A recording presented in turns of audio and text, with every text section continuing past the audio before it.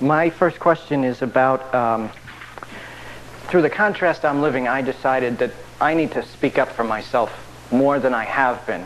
However, I remember when you spoke to the man about the children and the pieces of cake. I think it was in Long Island, but I don't remember exactly where it was. And you said to him that the world gives you two choices, to either be a bully or be a doormat. And you said that, and I agree, that neither one is appropriate. I mean, I don't want to overwhelm people and fight with people, but at the same time, I'm feeling a desire to say, hey, wait a minute. And how do I do that without getting angry and getting in people's face, etc.? Give us your opening words from your paper again. How do I speak up for myself without being angry and aggressive? The reason that we ask you to repeat the words is because we want to say to you that you are always speaking up for yourself vibrationally, and the entire universe is responding to whatever that vibration is. And so we would make no effort in speaking up with words that people are not going to understand or that they might misunderstand and overreact to. Instead, we would be working on setting our vibrational tone and letting the fairies of the universe adjust all things for us. You have an extraordinary friend and manager in this law of attraction that is responding to your vibration at all times. And no one and nothing can buck that current. People talk about their power of influence, whether it is in a larger context or even if it is in the context of standing face to face with one other person. And we say, you cast your votes vibrationally, not physically through your words. So it's about getting so in sync with your own desire that the universe is yielding it to you no matter what anybody else is doing or thinking about it. It's about coming into alignment with your own desire. Because, you see, as you have experiences or exposure to circumstances, and out of that, clear desire is born within you, and then you are looking at what's happening rather than holding yourself in vibrational harmony with your desire, now you become a vibrational match to the very thing that you do not want. And as you are a vibrational match to what you don't want, the universe cannot yield to you what you do want, you see. So, we know that it's fun to speak up. We know that you like to express yourself, but we would use one rule of thumb that would go like this. I will speak as much as I am inspired to speak, but always from my place of feeling good.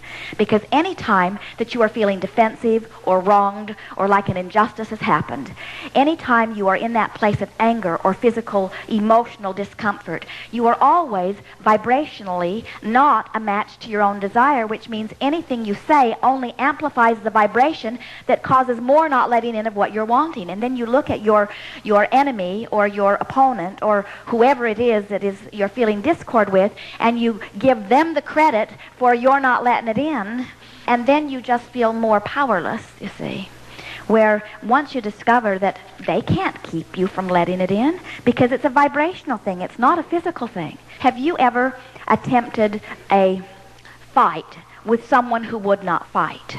It's like slugging a pillow. Or have you ever thrown a pillow at someone who won't throw it back? It just hits them and falls on the floor. It's not much of a game that gets going, is it? And so when you do not return the negative vibration, then 50% of the energy is gone already. And as you hold yourself in vibrational harmony with your well-being, and they're not a vibrational match to your well-being, they cannot stay in your experience. It's not possible for them to stay in your experience. The laws of the universe will not allow it. So if you have discordant, uncomfortable people showing up in your experience, even if it's only one other, it means you've got hooked into that part of them, and your attention to that part of them is holding you in this co-creative dance. Okay.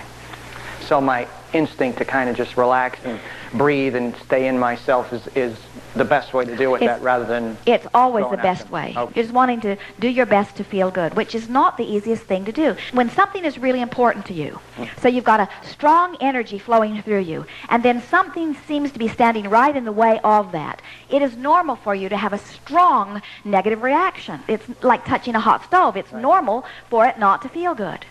But the question is, what do I do next? How long do I stay there? Do I brood in it? Do I spin in it? Do I talk to lots of people about it? How long do I use it as my excuse to not let it in?